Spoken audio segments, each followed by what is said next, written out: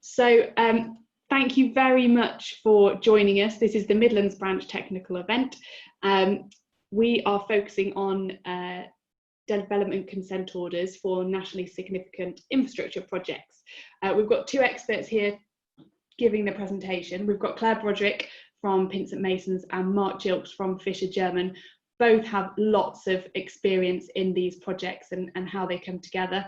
So please, from a questions perspective, in the chat function, I've just put a little note in there to say ask questions via the chat function. If anybody has any specific questions regarding a project, contact me directly and I can set something up with Claire or Mark for you.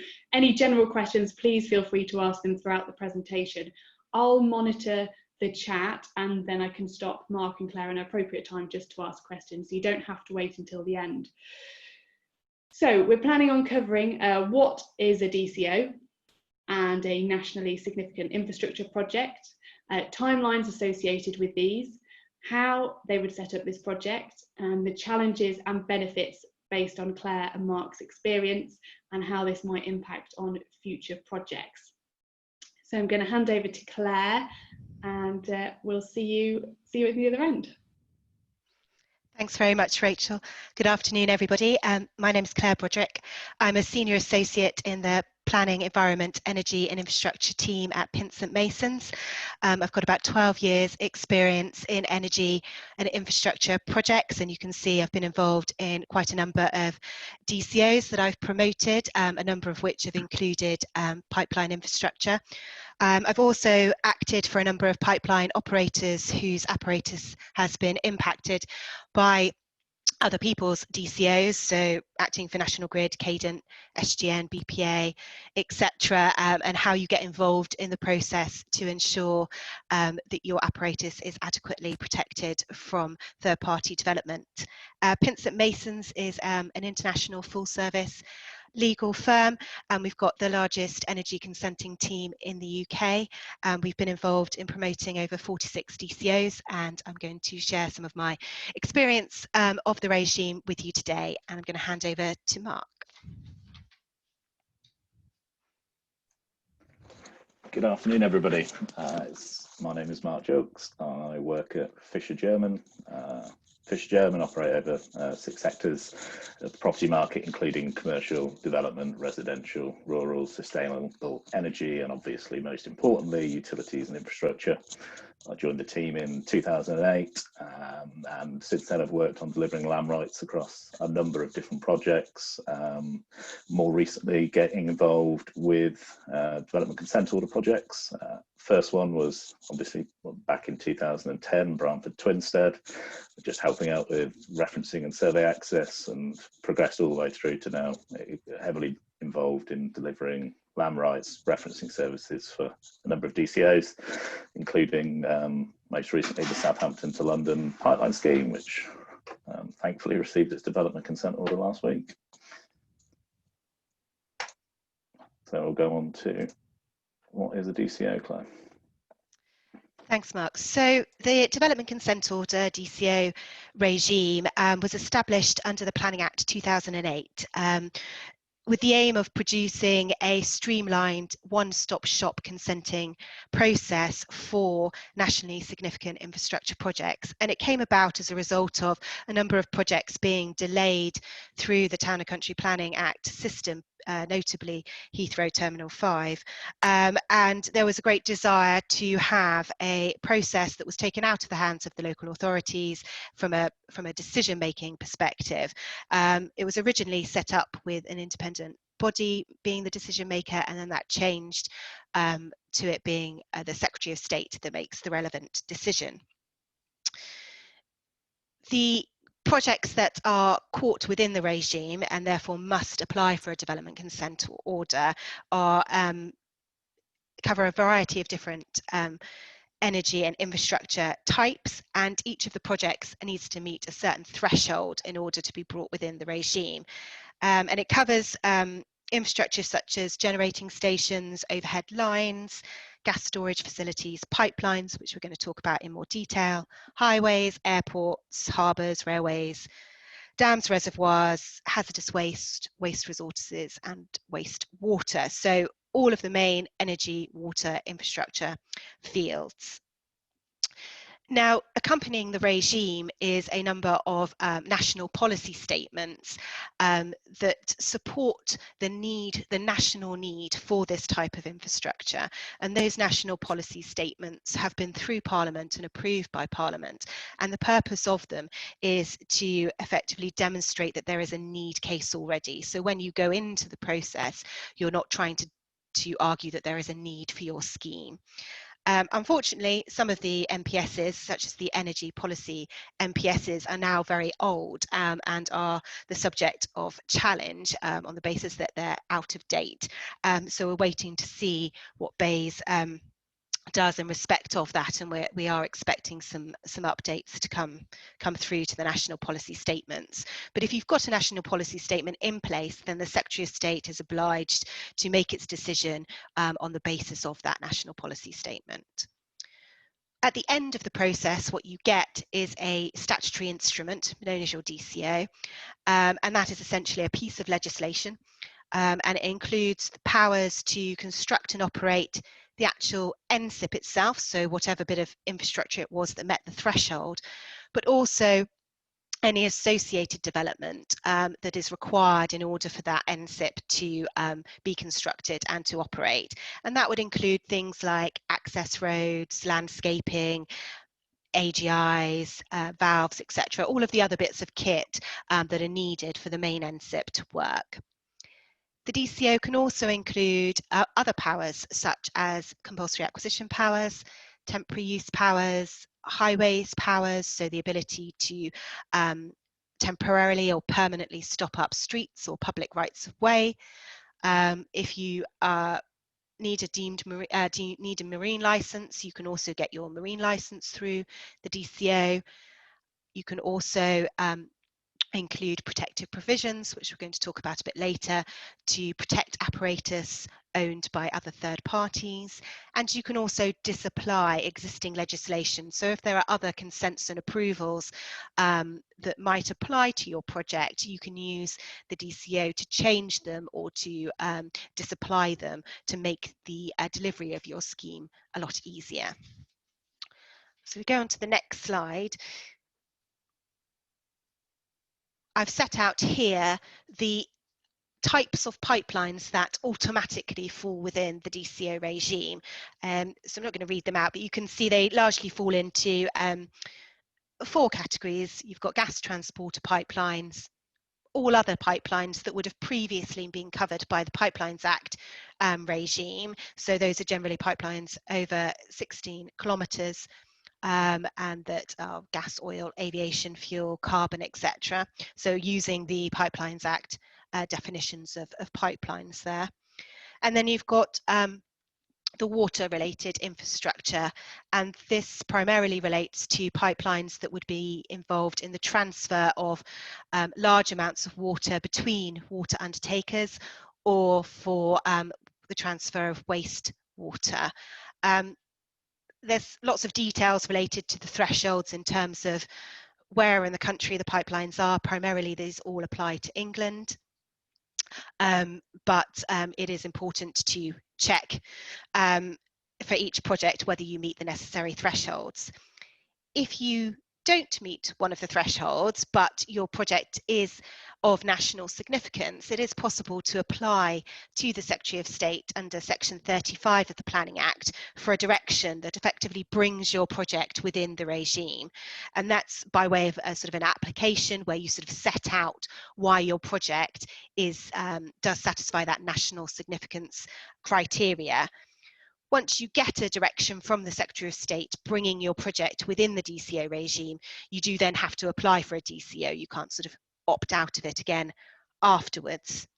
And as I said before, pipelines can also form part of another project. So if you have a gas-fired generating station, for example, then the gas pipeline that facilitates that generating station may be an NSIP in its own right if it's over 16 kilometres, and therefore your DCO would give you consent for both the generating station NSIP and the pipeline NSIP. Or if it was under 16 kilometres, then it would be associated development to your generating station NSIP. There have been a number of purely pipeline NSIPs to go through the process to date. There was Thorpe Marsh pipeline and, as Mark mentioned, the Southampton Airport pipeline.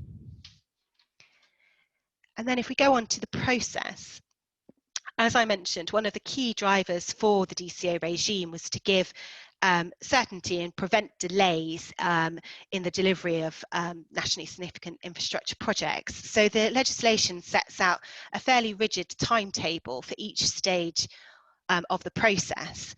And we've set the key stages out here, and just from a very high level review perspective, you've got the pre-application stage, and that involves the requirement to carry out consultation. Some promoters carry out an earlier stage of non-statutory consultation, and that can be particularly useful if you've got a variety of different routing options that you might want to narrow down before you go on to your main statutory consultation. Typically, projects sort of start to get going, I would say, around 12 to 18 months before you actually submit your application, to take account of the need to carry out statutory consultation, do all of your surveys for your environmental impact assessment, etc. However, we have had projects do that preliminary stage in about 9 months, so it is possible to fast track it depending on the nature of your scheme. Once you've done your statutory consultation, you've then got to prepare your application itself, and you submit that application to the Planning Inspectorate. The Planning Inspectorate then has 28 days to decide whether or not to accept your application, and they will ask the local planning authorities whether they consider that the consultation you carried out was adequate and met the statutory criteria. Once your project's been accepted, you then have to advertise the acceptance, and interested parties will have the opportunity to submit relevant representations.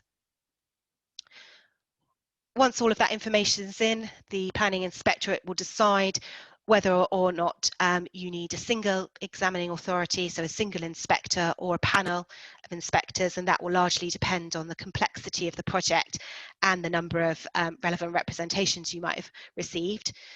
You'll then have a preliminary meeting, and after that preliminary meeting, the 6-month set examination timetable starts, and that is generally kept to 6 months, and in only very limited circumstances is that extended. So you're generally guaranteed to have 6 months of examination, and we'll talk a bit more about the process and the documents, etc., that are involved in examination later. Once the examination closes, the examining authority then has 3 months to write a recommendation for the Secretary of State. They then send that recommendation to the Secretary of State. You don't get to actually see it until a decision's been made, but that process happens. And then the Secretary of State has further 3 months to make a decision. So you're looking at a 6-month period from the end of your examination until you get your decision. During that decision period, the Secretary of State can ask you for further information, or to provide an update on any matters that might have not been resolved by the end of the examination. And in most cases, you have got your decision by the end of the 6-month period. However, there have been a number of projects where there have been delays as a result of elections, changes in circumstance, such as the Wolfer nuclear power station consent, and where the Secretary of State has requested additional information that's taken time to produce. Claire, just before you move on, we've had a question. For the pre-application phase, is the 9-month minimum best practice or statutory duration? So the statutory duration of consultation is that you have to have put together a statement of community consultation, which is how you're going to consult with members of the public, and you have a period of, I think, 28 days for the local authorities to agree with that statement of community consultation. Then you have to actually run your consultation, and you have to allow 30 days for responses. So those are the set statutory timescales. But in order to run your consultation, you have to prepare what's called a preliminary environmental information report, and that's almost like a sort of a draft environmental impact assessment. And in our experience, it takes at least 9 months to be able to carry out your environmental surveys and to analyse and write up the information in order to prepare that preliminary environmental information report. So I would have said there's no statutory time frame other than the ones I mentioned, but I think you would really struggle to produce the environmental information that you need in a period shorter than 9 months typically. Thanks, Claire. Okay, so on the next slide, I've just set out the different types of documents that form part of your DCO application.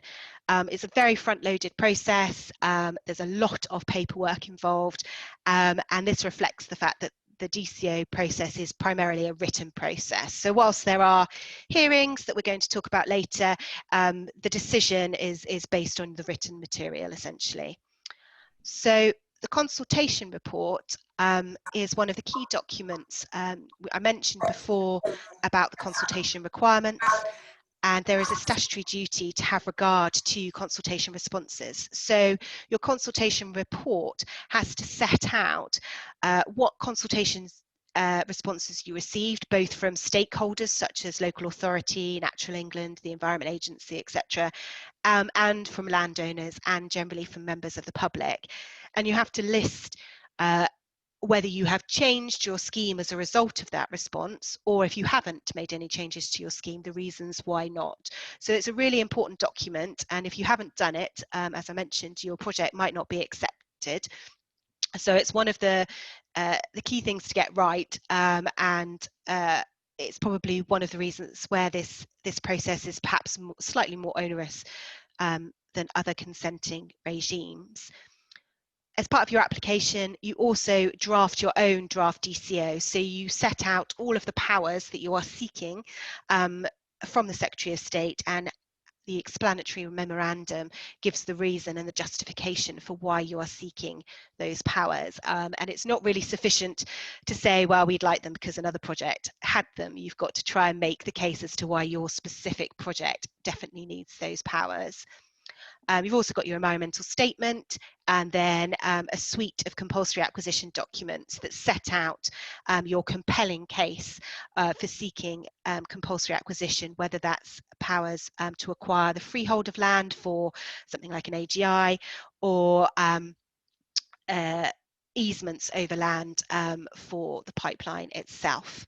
The book of reference, a funding statement, and all of the plans all form part of this case, and I know that Mark is going to talk to you a bit more about the book of reference and what that entails. So if I hand over to Mark, he can give you an overview of the team that helps put together that application document. Thank you, Claire. I'm going to take a few minutes just to talk through typical project delivery and kind of the key responsibilities for the different parts of the project team. There's a lot of information here, so I'm going to try and zoom in, and hopefully that works. Typically, we'd expect a client to set up their own management structure with key, obviously, project managers from the different disciplines, and combine internal staff and support consultants to cover kind of 5 or 6 sub-teams. Obviously, the most important one is the legal team, as Claire would say. They're there to ensure compliance with the Planning Act, make sure all the deliveries from the different teams are compliant. And their main delivery is obviously they draft the development consent order itself, which is the statutory instrument, so it needs to be written by the legal guys. There's often a separate kind of legal property team who assist the lands team with any legal agreements with landowners, councils, stakeholders, and other third parties. Sitting above all the kind of other disciplines is also the kind of an overarching comms team to make sure publicly our messaging is consistent and media is managed, and obviously national infrastructure isn't always that popular in the communities it affects, so to make sure they're all identified and treated in the right way. The main project disciplines as I'd identify them would be engineering a key, obviously. From the outset, they usually own all of the corridors, the routes, the land takes, trying to take account of all of the other project requirements and the disciplines. So they'll start off by developing all of the corridors with input from the other disciplines, but they own them and they have to keep the records of the development of those. As the project goes through statutory consultation, obviously we then need to refine them and show that we've taken on board changes and whatnot from public consultation. Through examination, their obviously key deliveries are largely around the work plans and the schedules, which show exactly where and what the land requirements are. And they develop a number of site-specific plans, environment management plans, construction management plans, the codes of construction practice, which identify exactly how you'll go about managing construction, and your traffic management plans. These things that are heavily scrutinised during examination, so they really are kind of key deliveries. And obviously then, when you've got your development consent order, the engineers need to work extremely closely with the incoming construction teams to make sure that they're aware of everything they've been committed to. Environment's another key sub-team. They have a large role to play, assisting with the high-level routing from an environmental mitigation viewpoint. But they also have to develop, as Claire mentioned earlier, the PIA, the Preliminary Environmental Impact Report, for statutory consultation. And in order to inform that, they need to complete and manage an awful lot of field surveys on all of different people's land. That leads into the environmental statement for examination, which is a huge delivery of many, many chapters. And so they have to manage the delivery of that, all the information that goes into that, as well as feeding into all the other kind of site-specific plans and LEMPs and SEMPs that the engineers are developing. Clearly the most important team is the lands team. Obviously, particularly with pipeline NSIPs in mind, you're interacting with thousands of landowners across multiple corridors, depending on the scale of your scheme. The corridors can be kilometres wide and many kilometres long. So management of landowners, relationships with them, identification of who they are, and securing access to their land is led by the lands team. There's a number of statutory obligations we have to meet when we are identifying landowners. It has to be done to a high standard. And records need to be kept of all of that, and then obviously survey access across multiple corridors is often required for the environmental team, so they can feed into the kind of mitigation of for the routing. For our examination, there's kind of two main buckets of delivery. There's voluntary land agreements. So whilst, as Claire's covered, you're seeking compulsory acquisition within your development consent order, it's kind of good practice and best practice to make sure you've got as much land agreement by voluntary methods as you can, where your client's able to do that. It de-risks the project's requirements for compulsory acquisition, because the examining authority can really see that you've acting reasonably if you've managed to achieve a high number of voluntary agreements. It kind of is more likely then to be a successful outcome for your compulsory acquisition request. The other kind of main delivery is some of the documents for examination, including the book of reference, which Claire's referred to, which is linked to the land plans, shows who has the ownership, occupation and interests in any of the land within your project's order limits, and identifies what the project needs from those parcels of land as well. So, and that's a large scale delivery of quite intense work. During construction, obviously lands continue to have a role because we've got those relationships with all the landowners, and so making sure that we're delivering access for the construction team and managing landowners and compensation events and whatnot is key, and the compulsory acquisition and temporary possession processes. The final broad team would be the kind of planning and consents team. They are broadly managing the relationship with the Planning Inspectorate. They obviously monitor third-party developments. They also ensure that our developments avoiding other developments where possible. They do everything from managing websites and consultation materials, which are not to be overlooked, through to arranging actual consultation events and supporting all the examination. So as you can see, that's a really high-level overview of the kind of the main disciplines that are involved with a project delivery for a DCO, and all of these teams need to make sure they're working closely together to make sure you get a good outcome, really. Claire, I think you were going to talk about DCO examination in a bit more detail. Just before we move on, Claire, a question for you. Would a DCO be needed for change of use of an existing pipeline, i.e. from natural gas to carbon? Oh, good question. So the Planning Act has quite sort of detailed set of provisions for diversions. So in terms of if you needed to divert an existing pipeline, then it would you'd be caught by the regime depending on the nature of your existing pipeline construction authorization and the limits of deviation, etc. And so it gets very complicated.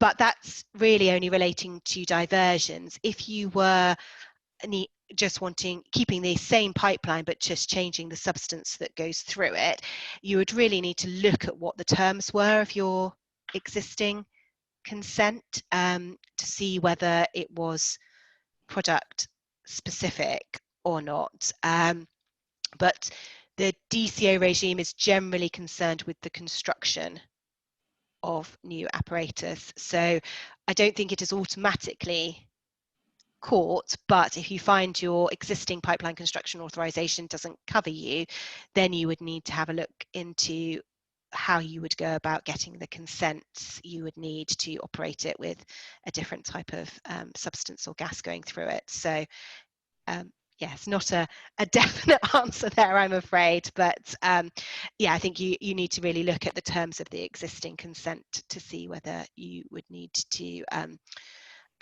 change it in any way, and also whether you would need to do any physical works as a result of the conversion to a different type of substance. Thanks, Claire. Okay, so we were just going to talk about the DCO examination, and Mark has sort of mentioned the different people that are needed on the team, and it's really important that you have a really good team and everyone gets on with each other, because the DCO examination is 6 months of really intense work, because the delivery and the number of documents within short time periods is really quite intense. So if anything, I think getting a really good team is crucial to getting through the process successfully. The examining authority who've been appointed, as I said, either one inspector or a panel, they are effectively in control of the examination, and they decide what issues are going to be looked at in more detail. They also issue a number of written questions that you're required to answer, and other stakeholders and interested parties can answer as well. And just to give you a feel for the quantity, on the Southampton Airport pipeline scheme, which was a pipeline project, they were looking at about 270 first written questions, and then a further 170 second written questions. On a really controversial scheme such as the A303 Stonehenge Highway scheme, they had over 600 written questions on the first round, and then a further 250 written questions on the second round, and that covers all of the topics. So every environmental topic, your DCO, your compulsory acquisition powers. So every topic will be covered, and that gives you, those written questions give you a steer for what issues the examining authority think need to be looked at in more detail, and where they feel perhaps your application hasn't provided a clear enough reasoning, or they have follow-up questions, or they're not, members of the public or stakeholders have disputed some of the information put forward. So that is a really big task that needs to be undertaken. They also set the agendas and the timetable. So you're given at the beginning a timetable, and that sets out all of the deadlines when certain documents will need to be submitted, and it's pretty much impossible to move those deadlines. So you need to make sure you're available and your team is geared up to be ready and working to get the documents submitted for those deadlines. In terms of written documentation, you're going to be responding to written representations made by third parties, whether they're stakeholders or members of the public or landowners. So they have two options, two sort of opportunities, I should say, to put forward their case. Their relevant representations are sort of a high level position, and then they follow that up with more written representations, and you need to respond to that.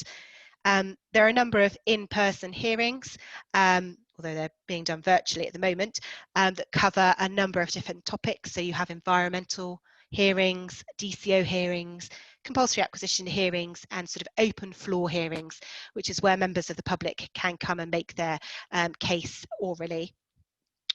After you've presented your position at the hearing, you then have to follow up in writing with a summary of the case that you've put forward. There are also opportunity for site visits, and throughout that process you're going to be updating the draft DCO.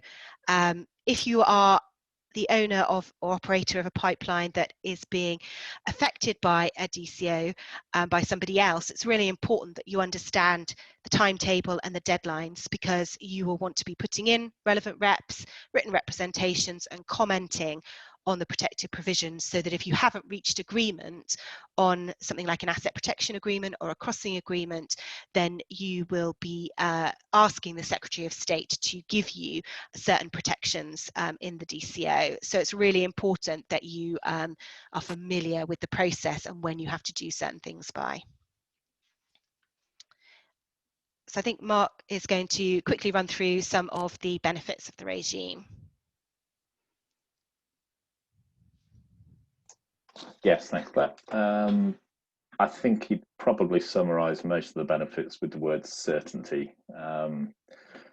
Whilst not a complete one-stop shop, it is a pretty big one. You get pretty much all your planning consents and your compulsory acquisition powers and a number of other things.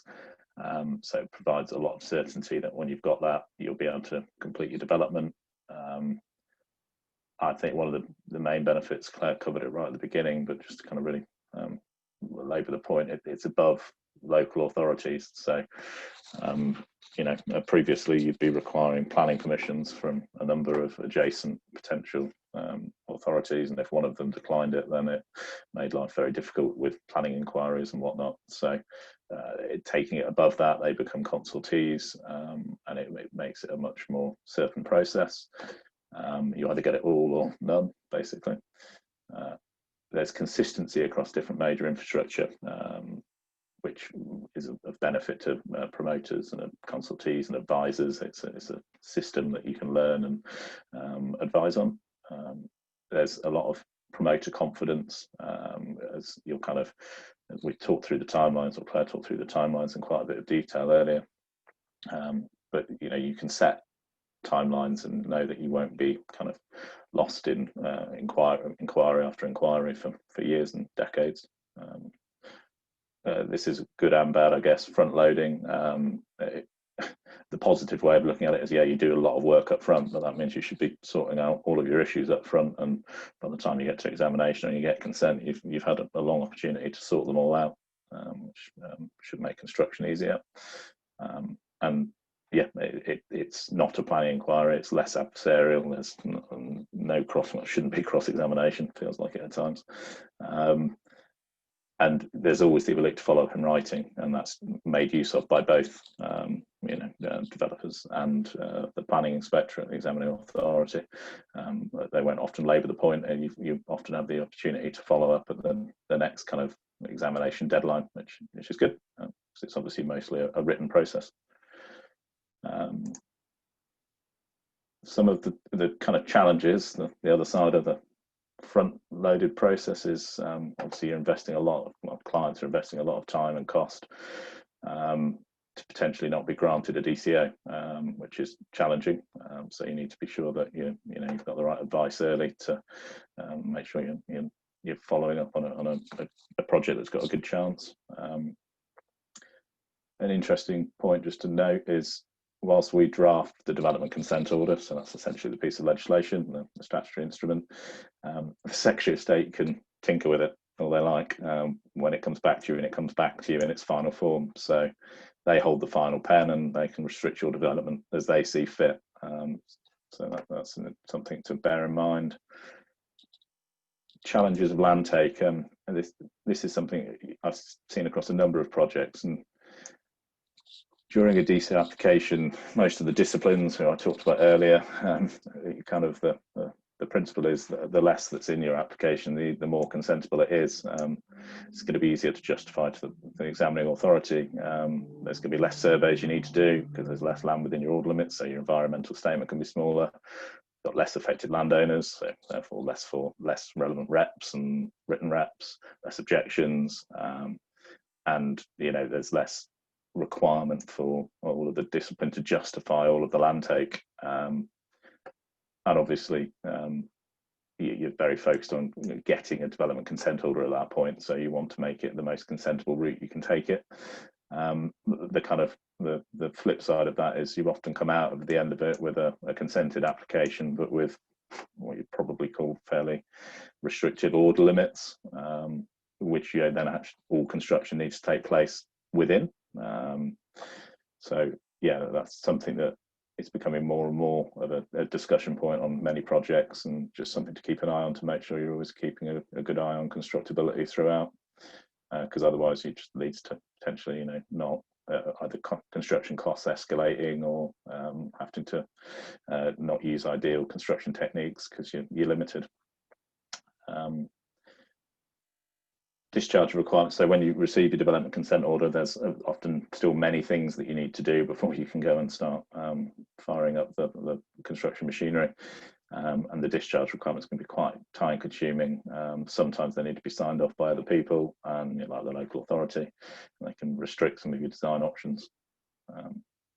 Obviously, there's always the risk of the DCO regime that applications can be refused, and by that point you'll have signed up to an awful lot of, hopefully anyway, an awful lot of voluntary land agreements and a lot of cost in getting as far as you've got there, and that there appears to be an increasing risk of judicial review, which I'm sure Claire can talk about in a bit more detail, but it seems to be quite linked to climate change and whatnot. Claire, I think you were going to talk about, I'll let you talk about that it's an offence to comply and what that means. Yeah, so just on the earlier point, that kind of feeds into what I was saying before about the energy national policy statements being really old now, and so that is leading to a more judicial challenge. So there's promoters in the industry are trying to put a lot of pressure on BASE to update those policy statements to try and remove the judicial review risk. And as Mark mentioned, it's worth noting that failure to comply with a DCO is an offence. So that's failure to not get a DCO if you need one, and also failure to comply with any of the requirements in the DCO. And that's different from a planning permission, where it's only an offence if you are served an enforcement notice and then you fail to comply with that enforcement notice. So from a sort of corporate governance perspective, it is really important to make sure that what you're signing up to you can comply with, but also that you make your contractors aware of the requirements, and so that they are compliant with the DCO as well. Conscious of the time, we're just going to very briefly touch on making changes to a DCO. So it's just to highlight that you can make changes to a DCO, but the nature of the change and when you are applying for it kind of determines the application process that you need to go through. So during an examination, you can make changes, but you will be required to carry out additional consultation if you are needing additional land, and at some point it will be just too late in the examination for that change to be made. So any changes really do need to be early on in the process. after you've got your DCO, it's quite common for non-material changes to be made, particularly where technology has developed. You typically have 5 years to implement a DCO, and if you started your process sort of 2 years before that, the technology at that point could be sort of 7 years old. So that's very straightforward, but you do need to carry out further consultation, and the Secretary of State doesn't have a statutory time frame within which to make a decision on non-material change applications, so there is a little bit of uncertainty there. If it's a material change, however, then you would need to almost go through another examination. If you've got associated development, so not the actual NSIP itself, but some of the associated infrastructure, it is possible to change that via a Town and Country Planning Act application instead. So in terms of sort of the future of the DCO regime, we've just highlighted a couple of points here. One is just to be mindful of the fact that there is a draft MPS for water resources infrastructure out there. It was meant to be put before Parliament in 2019. Things have somewhat got sidetracked within government, but it is still out there and it's worth being aware of, and it sort of sets out in a bit of detail the interaction between the MPS and the Planning Act regime and the water resources management plans that water undertakers are required to put in place. In terms of new projects that we're likely to see, some people on the webinar might remember the White Rose and the Yorkshire and Humber old carbon capture projects that went through the regime back in 2014, but sadly were refused when the funding was pulled for them. Carbon capture is now back on the agenda, and we're seeing projects such as the Net Zero Teesside project and Drax's BECCS project likely to come through the regime in the near future. And I think Mark was just going to comment on hydrogen and blended pipelines. I think you've pretty much summed it up like that. No, I think, yeah, there's going to be a number of kind of new types of DCO users, I think, going forward, and it'll be interesting to see how they develop. Very conscious of time, so I think we've just done it in 45 minutes. 10 seconds too much time, but there you go, Rach. Over to you. Thank you very much, both. I thoroughly appreciate that you have condensed probably a day's worth of presentations into 45 minutes, probably 40 minutes in reality. So it is very much a whistle-stop tour. I think anybody that's got any specific questions or wants to have a chat in a bit more detail, then contact me via the PIG website and I can put you in touch with Mark or Claire, or contact them directly. But I'm happy if there's enough people with a specific question, we can pull something else together for a sort of more targeted group if there's a sort of if there's a demand for that. On behalf of the Midlands branch and Pipeline Industries Guild, Claire and Mark, thank you so much for your time. I know how busy you both are. You've got lots of schemes on, so we really appreciate that. We'd normally probably give you a round of applause and give you something to say thank you, so we'll try and send something across to you in the post, and on behalf of everybody that's dialed in, thank you for your time.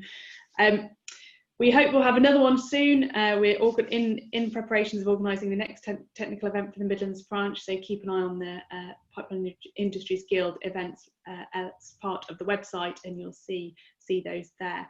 So I think that's everything from us. Thank you very much indeed. Thank you very much.